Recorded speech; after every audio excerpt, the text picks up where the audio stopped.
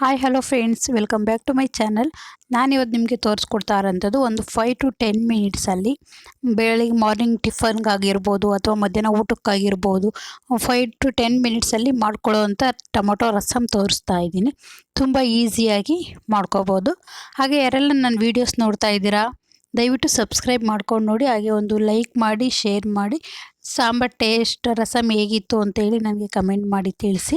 ನಾನೀಗ ಈ ರಸಮ್ ಮಾಡೋದು ಹೇಗೆ ಅಂತೇಳಿ ತೋರಿಸ್ಕೊಡ್ತೀನಿ. ನಾನು ಇದನ್ನು ಬಂದುಬಿಟ್ಟು ಮಧ್ಯಾಹ್ನದ ಟೈಮ್ಗೆ ಊಟದ ಟೈಮ್ಗೆ ಮಾಡ್ಕೊತಾ ಇರೋದು ರಸಮ್ಮು. 4ರಿಂದ 5 ಟೊಮೊಟೊನ ಒಂದು ಕುಕ್ಕರಲ್ಲಿ 2 ಗ್ಲಾಸ್ ನೀರನ್ನು ಹಾಕ್ಕೊಂಡು 1 ಟೇಬಲ್ ಸ್ಪೂನ್ ಅಡುಗೆ ಅರಿಶಿನ, 1 ಟೇಬಲ್ ಸ್ಪೂನ್ ಅಚ್ಕಾರದ ಪುಡಿನ ಹಾಕ್ಕೊಂಡು 2 ವಿಸಿಲ್ ಕೂಗಿಸ್ಕೊಂಡಿದ್ದೀನಿ. ಕೂಗಿಸ್ಕೊಂಡ್ಮೇಲೆ ಟೊಮೊಟೊನ ಸಪ್ರೇಟ್ ಎತ್ತಿಟ್ಕೊಂಡಿದ್ದೀನಿ. ಹಾಗೆ ರಸ ಸಪ್ರೇಟ್ ಮಾಡ್ಕೊಂಡಿದ್ದೀನಿ. ಈ ಟೊಮೊಟೊ ಚೆನ್ನಾಗಿ ಕೂಲ್ ಆದಮೇಲೆ ಇದನ್ನು ರುಬ್ಬಿ ಎತ್ತಿಟ್ಕೋಬೇಕು. ಈಗ ನೋಡಿ, ರಸ ಸಪ್ರೇಟ್ ಇದೆ. ಹಾಗೆ ಟೊಮೊಟೊನು ಕೂಡ ರುಬ್ಬಿಟ್ಕೊಂಡಿದ್ದೀನಿ. ಈಗ ಗ್ಯಾಸ್ ಮೇಲೆ ಒಂದು ಪಾತ್ರೆನ ಇಟ್ಕೊಂಡು ಅದಕ್ಕೆ ಸ್ವಲ್ಪ ಅಡುಗೆ ಎಣ್ಣೆನ ಹಾಕ್ಕೊಂಡು ಅದಕ್ಕೆ 1 ಟೇಬಲ್ ಸ್ಪೂನು ಸಾಸಿವೆ, 1 ಟೇಬಲ್ ಸ್ಪೂನ್ ಜೀರಿಗೆ, ಹಾಗೆ ಬೆಳ್ಳುಳ್ಳಿ, ಒಣಮೆಣಸಿನ್ಕಾಯಿನ ಹಾಕ್ಕೊಂಡು ಸ್ವಲ್ಪ ಕರಿಬೇವಿನ ಸೊಪ್ಪನ್ನು ಹಾಕ್ಕೊಂಡು ಒಗ್ಗರಣೆನ ನೀವು ಸ್ವಲ್ಪ ಫ್ರೈ ಮಾಡ್ಕೊಳ್ಳಿ. ಎಲ್ಲ ಸ್ವಲ್ಪ ಫ್ರೈ ಆಗ್ತಿದ್ದಾಗೇನ ರುಬ್ಬಿಟ್ಕೊಂಡಿರ್ತೀವಲ್ಲ ಮಸಾಲೆ, ಆ ಮಸಾಲೆನ ಸೇರಿಸ್ಕೋಬೇಕು.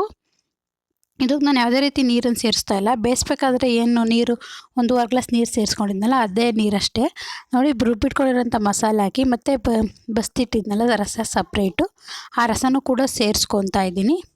ಆ ರಸನೂ ಕೂಡ ಸೇರಿಸ್ಕೊಂಡು ನಿಮಗೆ ರಸಮ್ ಹೇಗಿದೆ ಅಂತ ಅಂದರೆ ಸೌಟಾಡಿಸಿ ನೋಡಿ. ಇನ್ನೂ ಸ್ವಲ್ಪ ನೀರು ಬೇಕು ಬೇಕು ಅಂದರೆ ಸ್ವಲ್ಪ ನೀರನ್ನು ಸೇರಿಸ್ಕೊಳ್ಳಿ. ಆಗ ಈ ಟೈಮಲ್ಲಿ ಸ್ವಲ್ಪ ರುಚಿಗೆ ತಕ್ಕಷ್ಟು ಉಪ್ಪನ್ನು ಸೇರಿಸಿ ಚೆನ್ನಾಗಿ ಒಂದು 2 ಕುದಿ ಬಂದಮೇಲೆ ಕೊತ್ತಂಬರಿ ಸೊಪ್ಪನ್ನು ಸೇರಿಸ್ಕೊಂಡು ಮತ್ತು ಇದನ್ನು ಒಂದು 2ರಿಂದ 3 ಕುದಿನ ಕುದಿಸ್ಕೊಂಡ್ರೆ ರಸಮ್ಮು ರೆಡಿಯಾಗಿ ಹೋಗುತ್ತೆ. ಇಷ್ಟೇ ರಸಮ್ ಮಾಡೋದಕ್ಕೆ ಬೇಕಾದಂಥ ಇಂಗ್ರೀಡಿಯೆಂಟ್ಸು.